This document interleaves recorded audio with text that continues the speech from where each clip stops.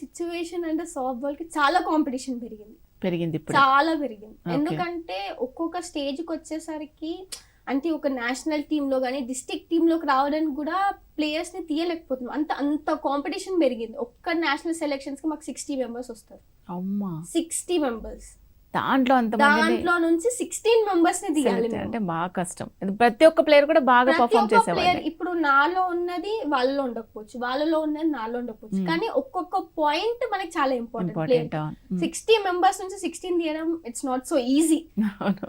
So ఆ competition range అనేది మనం తెలుసుకోవచ్చు ఎంత వరకు వచ్చిందని. ఇప్పుడు ఉమెన్ లో 60, మెన్ లో 60 అంటే 100, 120 ప్లేయర్స్ ని ఒక సెలెక్షన్ లో తీయాలంటే అది చాలా కష్టం. అవును.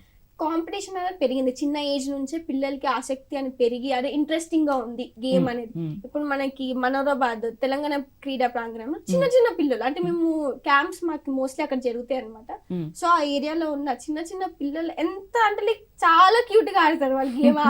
చిన్న చిన్న స్లగ్గర్స్ పట్టుకొని వాళ్ళ హిట్టింగ్ స్టైల్ కానీ బాల్ పట్టుకోవడం, ఈవెన్ అక్కడ కోచెస్ కూడా చాలా బాగా కోచ్ చేస్తారు. సో దాన్ని బట్టి ఆ చిన్న చిన్న పిల్లల్లో మనకి ఆ ఇంట్రెస్ట్ వస్తుందంటే మనం అర్థం చేసుకోవచ్చు సాఫ్ట్ బాల్ ఎక్కడి వరకు వెళ్ళింది అనేది.